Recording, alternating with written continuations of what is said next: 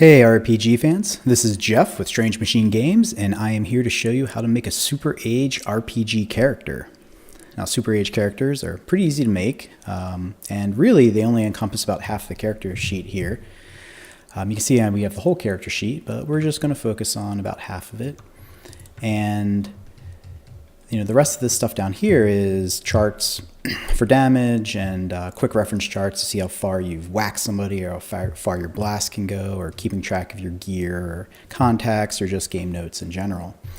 But for making the character, we don't need that. So we're just going to focus on the top portion here. And we are going to start filling out this character sheet. Now, this fillable character sheet is available on the website or on the Kickstarter page. So feel free to grab it and make your own SuperAge character. So sit back and listen for the next few minutes, make your character alongside this guide, and hopefully you'll come up with something truly unique. So this character is the one that's outlined in the book, and it starts right now in the Google Doc about page 40. Talks about building the character. I'm going to build a standard 100-point character. And I'm going to take you through the different steps and the different things you need to do to build this character. Okay. So the first thing is we're going to decide the number of points. And for the campaign, usually we're going to build a 100-point character. It's also nice to define the campaign, whatever the GM sets it at. But you could base it on a certain time frame in the story's history, or just a specific GM-led game. So in this case, we might just say something like the 2065 scenario. Okay, and therefore your characters for this scenario. Of course, every hero needs a name. And we start by filling out these vitals, the basic core of what the hero is, the archetype, and how the character operates and what he or she is vulnerable to. So in this case, we're going to name our character here Ruby Rapids, and she is going to be powered by, let's say cybernetics, right? Maybe even advanced cybernetics or cutting edge. So maybe there are other people with cybernetics, but hers are by far superior. Okay? And her, what was she vulnerable to? So she can be vulnerable to like EMP blasts or electrical surges. Right? And those would basically knock out her capabilities, her ability to use her cybernetics. Now she could still act as a regular person, or maybe the shock reverberates through her body and it just completely shorts out her whole system. So every hero needs a fury, and a fury is like when they get really upset, their last ditch effort to stay alive or help save a friend. So when we talk about a fury, it's a phrase or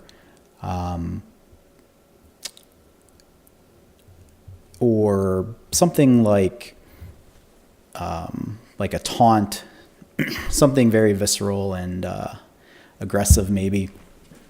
Depends on the kind of hero you have. If they're more reserved, it might be something simple and short versus someone who speaks a lot. It could be a very long sort of garish phrase. So when we come up with Ruby Rapids, or we're going to name her Slipstream.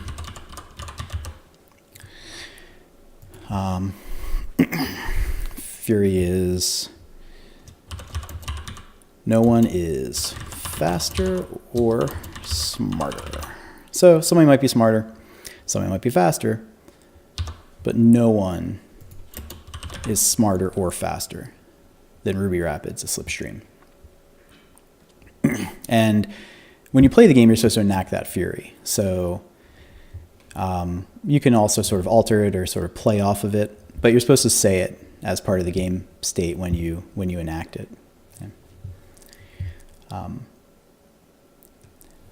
So we have our basics down here, what we call our vitals or our hero's essence.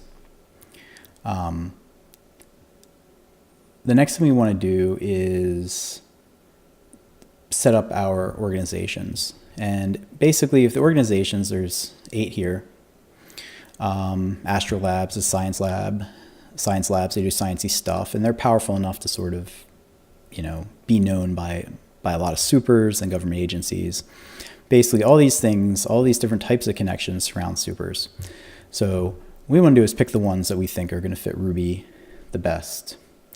And so I think Astro Labs is good. She's got advanced cybernetics, and we can put a score in here. Maybe she's got 2. So 2 is a pretty well-known sort of connection. Connections go from 0 to 6, and 6 is she would be maybe on the staff. But up to a 3, and that's where you can start, a total of 3. That's basically you're an affiliate of some sort. And then she might be part of, let's see, XM Column Bureau, which is sort of like a government agency. It's a government agency that goes after magic users if they go off the rails. It tries to keep track of aliens. It's basically the FBI for supers. We have some others here. We have the Consortium, which is corporation-based. The Dark Root, they're the ones that sort of want to overthrow and take over the world. The Grigori, they're watchers. They store vast archives of knowledge. The League are sort of like your standard good guys. They work as a group. Vigilantes, which they're kind of good guys, but they take things on their own. And the Void, which just want to completely destroy everything. So they're basically not good guys. But just because you have affiliation or connections with them doesn't mean you're actually in those organizations. The organizations also sort of act as a secondary alignment system. So if you take like bad guy stuff or consortium stuff, you can be more selfish or whatever. Okay.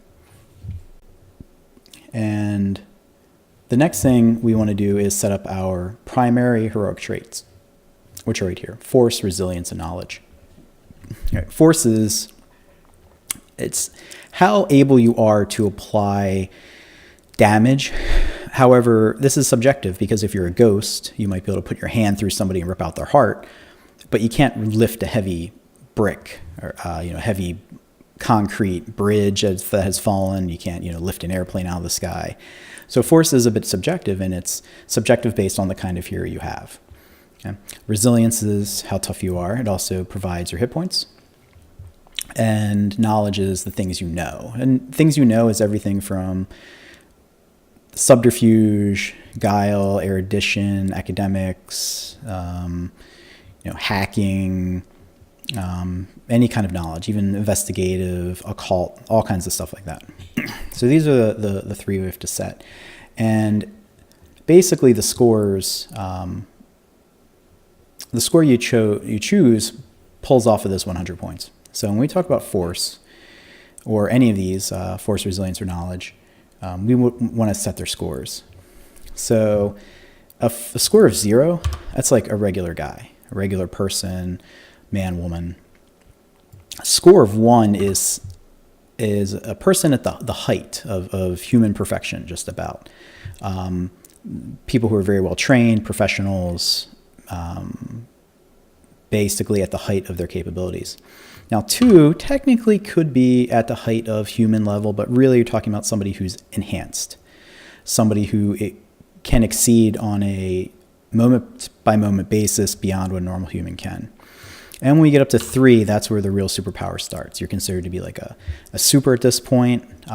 Standard enhancements through genetics just aren't going to cut it. 3 is way more powerful than that. 4 is you are a full broad super. You are known for this attribute. 5, you are at the height of the attribute. And 6, you are basically one of the strongest or most potent heroes for that category. Above that, we go to S, which is for special scenarios that the GM can use on heroes. But for our purposes, we're going to set our force at 2. And this costs a total of 8 points. Yeah. A score of 1 is 4, and a score of 2 is 8. A score of 3 is 15. So if I want to raise this as I'm adventuring, if I want to raise this from a 2 to a 3, I need to sink in another 7 build points. Yeah. Okay. We're also going to set Slipstream's resilience to 2. So once again, she's just above a regular person. Her cybernetics, her armor, these types of things help protect her. Okay. And we're going to set her knowledge to 3. So she's maybe more of a spy, right? She's got the knowings of things, sneaking, and then when she needs to apply her force and resilience, she can when she needs to.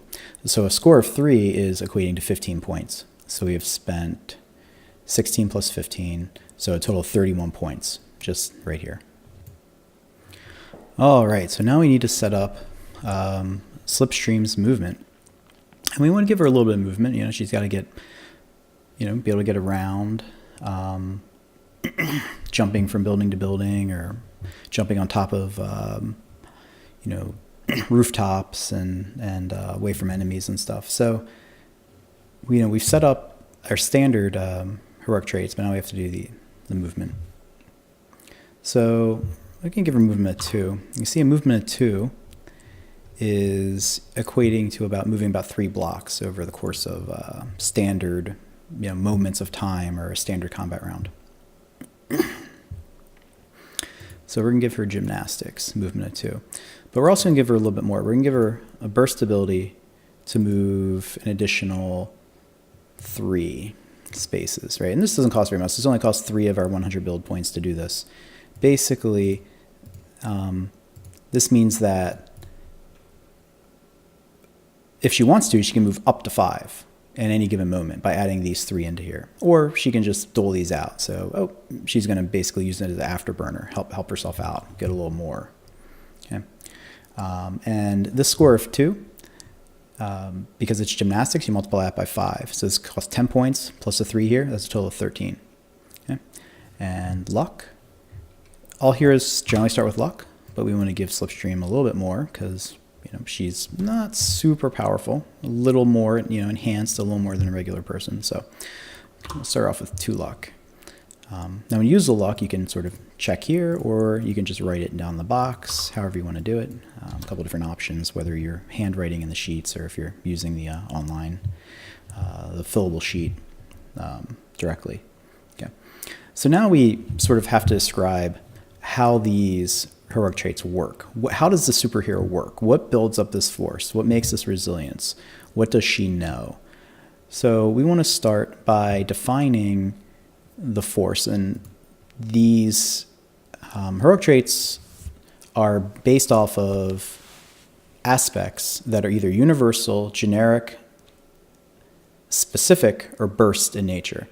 And burst is, as I implied before, you just get something from somewhere. It's auxiliary battery pack, or reserve of adrenaline, or it's based on a contingency, like somebody grabs the little girl, she freaks out and her psychic energy goes crazy, right? But she has to be stressed enough for that to happen. Once the burst is used, you need to wait to reset it. It needs to recharge, or that contingency needs to be met again. Universal skills are very, very powerful. A universal skill cannot be shut off. It's on 100% of the time. So if your hero is knocked out on the ground and someone's beating on her, she still has that universal skill. Underneath universal then is a general skill. General skills are not quite as powerful as universal. You have them most of the time. For example, your guy likes to fire a lot of guns. He is maybe a human gun, but when you go underwater, the guns don't fire. You go into outer space, the guns don't fire. There's a very few times that can be exploited when the guns don't fire, when the ability doesn't work. Okay. Specific is literally just that. Your ability is based on something specific. So for example, if you are a guy with a gun, that may be a very powerful gun, a freeze ray or a sonic, blaster. But if that gun gets knocked out of your hand, well, guess what? You're just a regular guy. So whereas opposed to general, if you lose your sonic gun, well, you pull out another one, or you have another way to create a similar effect. So your overall force hasn't been diminished. And what makes this more interesting is you can choose multiple aspects to develop your character. So in this case, the standard rule is you can add 1 more point of aspect over the heroic trait. So in this case, I can add a total of 3 points. So first thing I'm going to do is I'm going to give her general, and I'm going to mark this at, let's say, 1 point. and this is going to be her cyber frame. Okay, so basically, one portion of her force comes from the fact that she is the cybernetic frame that runs through her body. Okay? And then the other two, we're also going to make specific and call that 2 for a total of 3. And we're going to call this an electron sword. So she can cut through things with this sword. Now we're also going to give her a burst ability just to be able to do a little more when she feels like it. And we're going to call these electron knives. So these are sort of like smaller daggers that she can create and throw when she needs to. She can't do it all the time, but she can add these 2 points in whenever she wants to, and then we'll have to recharge them later. Okay, so this total score works out to be 9 points. The general score costs 3, so this is general times 1 is 3 points, and the specific is 2. So 2 times 2 is 4. And then the 2 burst. And that's how we add up this. Okay. So moving on to resilience, we're going to give her general for 1, and we're going to call it ghost form. She can sort of take on an ethereal form, and certain attacks go through her or don't damage her as much. And then we're going to give her a specific ability for 1 and electron shield. So she basically creates a light shield around her that will then reflect attacks and damage away. And the last thing is going to be her agility. She's just really quick.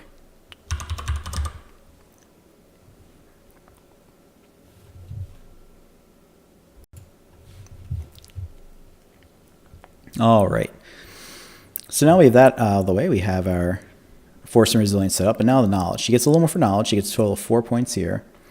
And we're going to give her some quick thinking.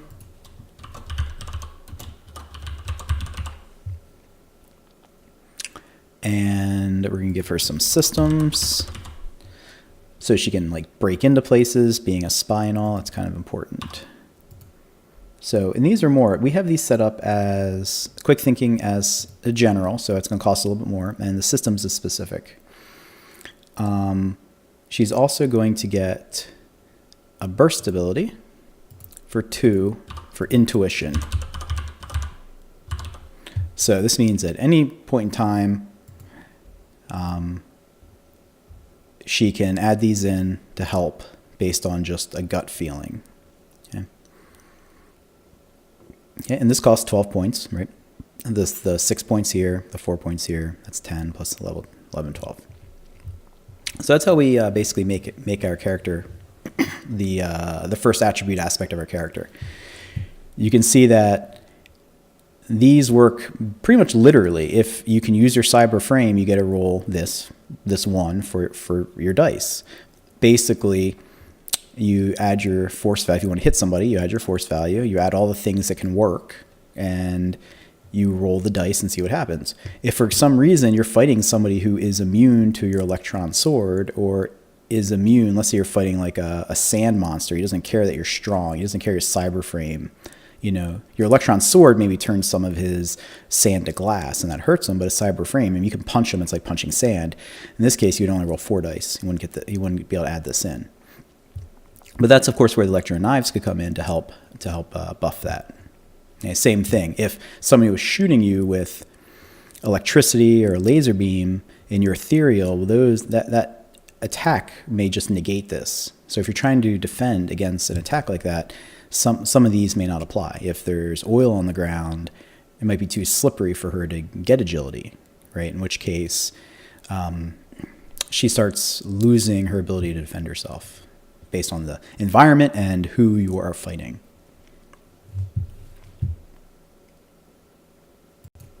All right, so now it's time to give our hero some special things, special attacks, and these are what's used in standard play. But when you go to hit somebody or go to defend yourself, you can use special powers to basically give you an advanced move. So when you do your basic moves, which is your overpower, your defend, your counter, your assist, or your interact, those are your 5 basic moves, they can be augmented by advanced moves. And those advanced moves come from powers, which can happen in combat or out of combat. And in Super Age, everything has a time frame to it. So for example, if you're out about, the GM might say that the time frame you're working in is in days. So what do you do with those days? Oh, I want to overpower thugs. Basically, you want to walk the streets and help little old ladies from being mugged.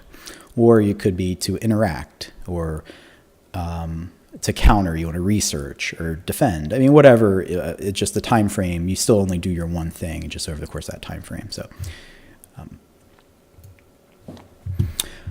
Okay, so the next thing we need to do is define Slipstream's attacks. Don't really want to give her too many attacks, just want to basically give her melee. She's a melee person, and when you are a melee person, you automatically get the grapple special ability as well. It kind of comes with it. There are other types of attacks.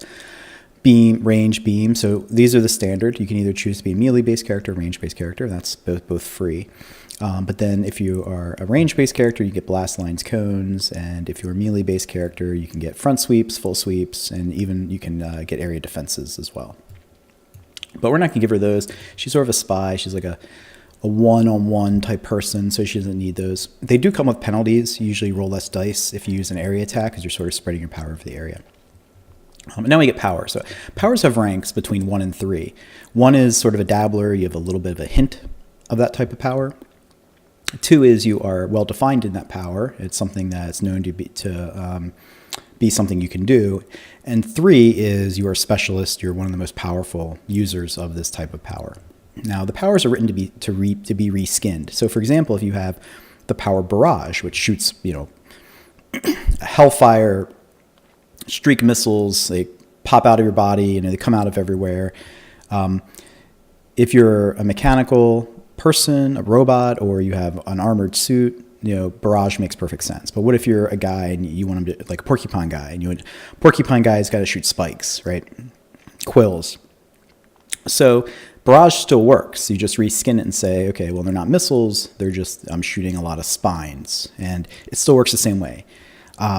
And most of the powers can be reskinned in that kind of way. Now, powers cost 3 points, but in the standard 100-point build arc, you can only get 2 powers up to rank 3. And I think in this case, Slipstream doesn't have any rank 3 abilities. So let's start naming the powers. So one we're going to use is Technoforce. This is like a Technomancer-based ability, right? And Technoforce is, we have it at rank 1, so we're going to use it. She's not a primary Technomancer.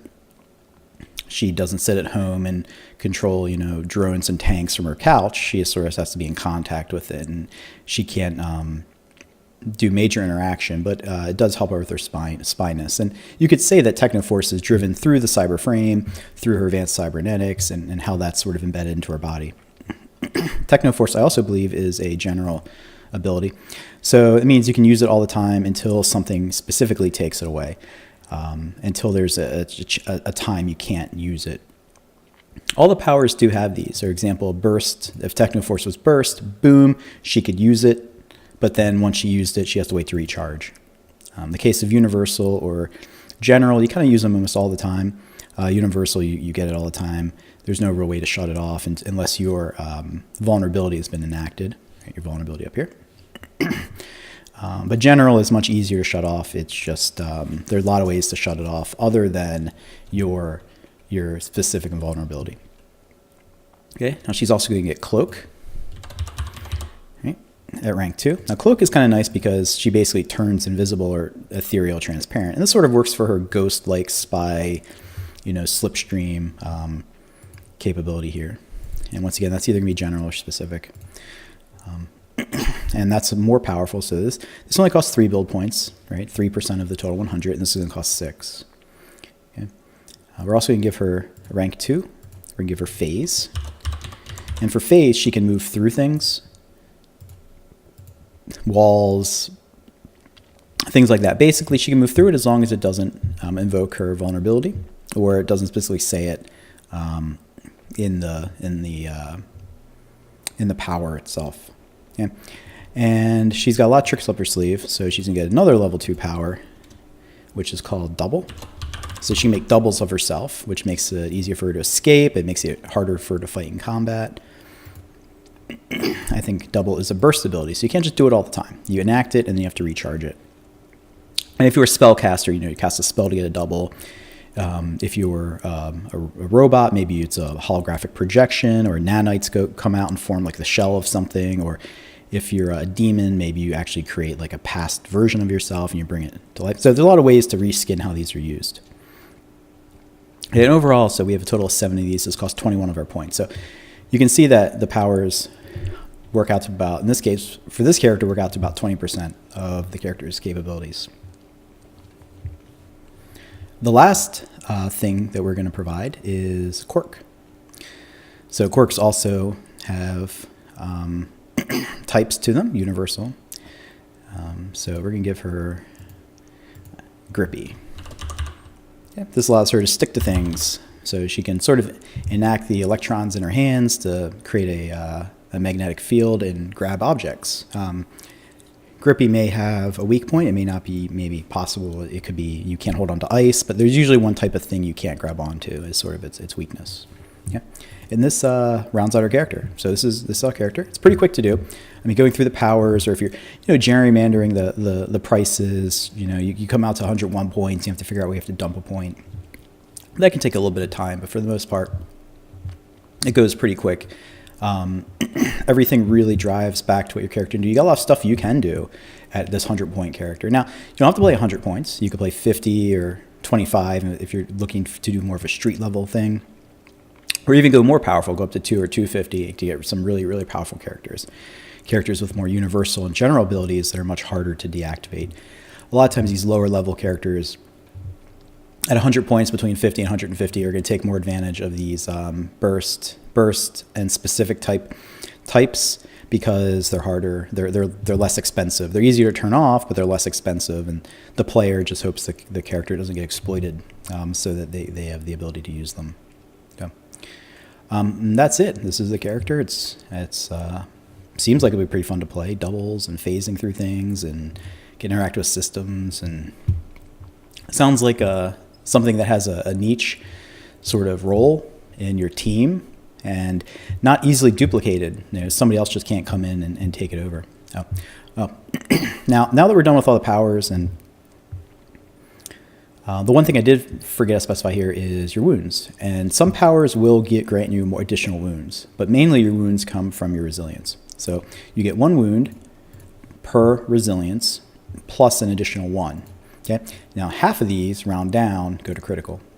So this hero will take 3 wounds before getting to critical. Now once you start losing critical wounds, your systems start to shut down.